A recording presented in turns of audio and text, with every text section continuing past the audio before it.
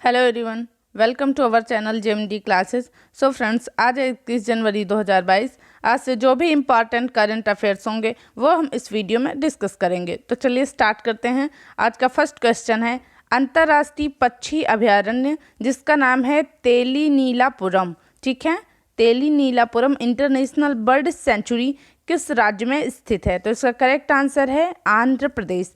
तेलीनीलापुरम अंतर्राष्ट्रीय पक्षी अभयारण्य आंध्र प्रदेश के श्रीकाकुलम जिले में स्थित है। हाल ही में इस पक्षी अभयारण्य में प्रवासी स्पॉट बिल्ड पेलिकन की सामूहिक मौतें हुई हैं।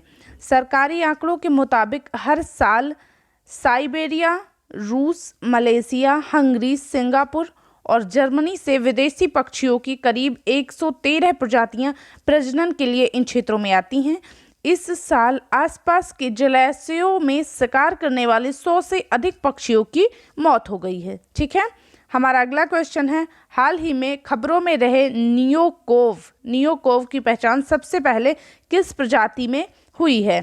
तो इसका आंसर है चमगादड़। नियोकोव का मतलब है नियोरोमिसिया, ठीक है।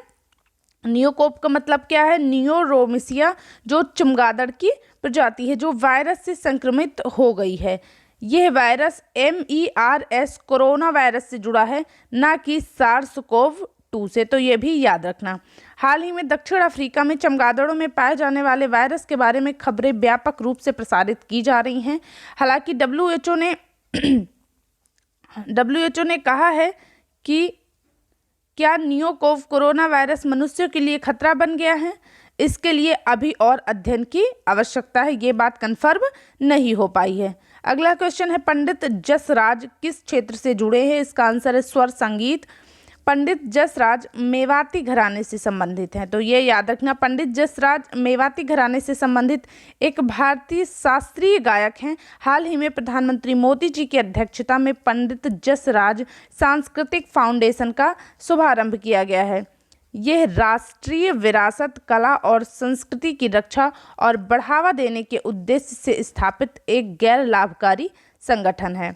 अगला क्वेश्चन है, ठीक है, और इस फाउंडेशन का उद्देश्य क्या है? पंडित जसराज की विरासत को आगे ले जाना।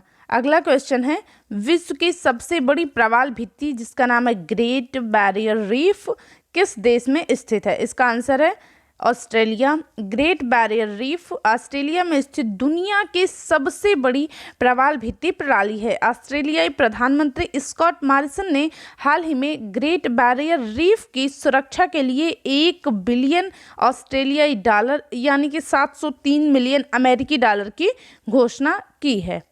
ग्लोबल वार्मिंग से यह रीफ खतरे में है और जीवाश्म ईंधन का समर्थन करने के लिए सरकार की अक्सर आलोचना की जाती है, ठीक है।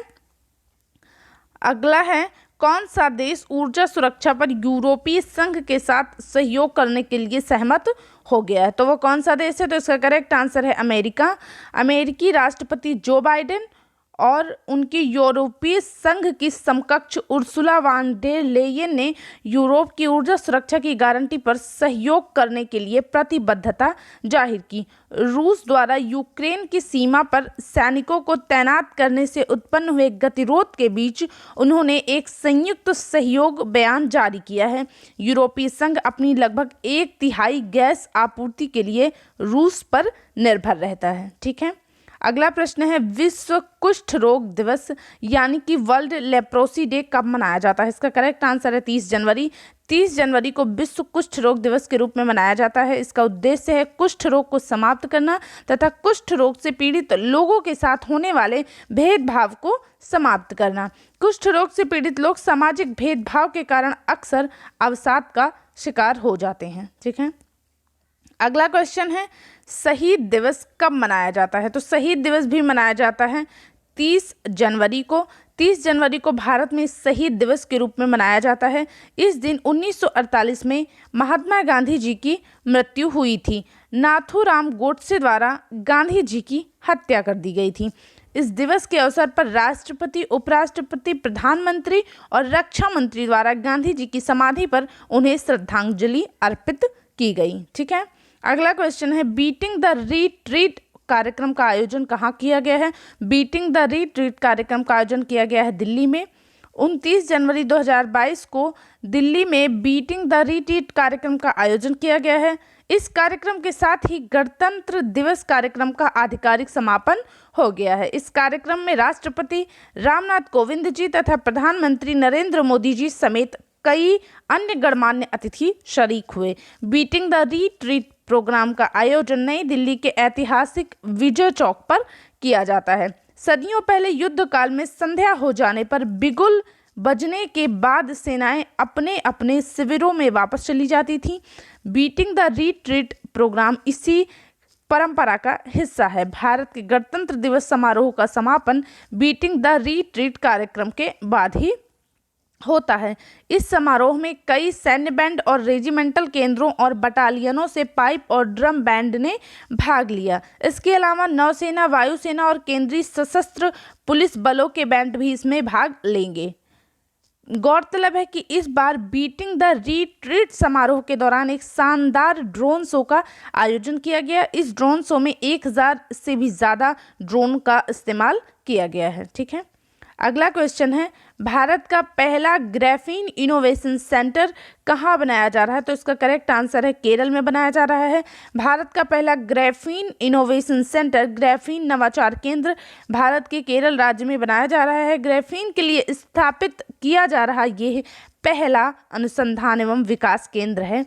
बात करें अगर ग्राफीन की, तो ग्राफीन क्या है? तो ग्राफीन दुनिया का सबसे मजबूत पदार्थ है, साथ ही ग्राफीन सबसे पतला पदार्थ है। ग्राफीन में अच्छी विद्युत चालकता, इलेक्ट्रिक कंडक्टिविटी और रासायनिक स्थिरता पाई जाती है। ठीक है, केमिकल स्टेबिलिटी भी होती है। यह पारदर्शी है, वजन में हल्का है और इसका सतह क्षेत्र बड़ा है। अगला क्वेश्चन है, हाल ही में IMF ने किस देश से बिटकॉइन को अपनी कानूनी मुद्रा के रूप में हटाने की बात कही है? तो इसका करेक्ट आंसर है अल सल्वाडोर। ठीक है, IMF यानी कि अंतर्राष्ट्रीय मुद्रा कोष ने हाल ही में अल सल्वाडोर से बिटकॉइन की कानूनी स्थिति को हटाने के लिए कहा है।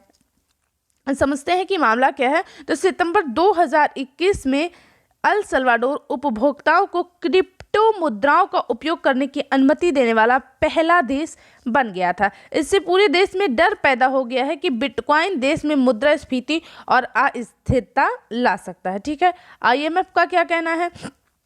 तो IMF ने अल सल्वाडोर को चेतावनी दी है कि अगर लैटिन अमेरिकी देश बिटकॉइन की कानूनी स्थिति को नहीं हटा रहा है तो अंतर्राष्ट्रीय संगठन से उसको ऋण प्राप्त करना मुश्किल हो जाएगा। IMF के अनुसार अल सल्वाडोर को बिटकॉइन को वैध बनाकर बड़े उपभोक्ता संरक्षण जोखिमों, वित्तीय अस्थिरता का सामना करना पड़ सकता है। साथ ही IMF का विचार है कि बिटकॉइन एक विवादास्पद मुद्रा है और इससे बड़े पैमाने पर उतार चढ़ाव हो सकता है। तो ये रही हमारी आज की क्लास। अगर आपको हमारी क्लास पसंद आती हैं तो इसे लाइक, शेयर और हमारे चैनल को सब्सक्राइब ज़रूर कीजिएगा। Thanks for watching. Thank you so much.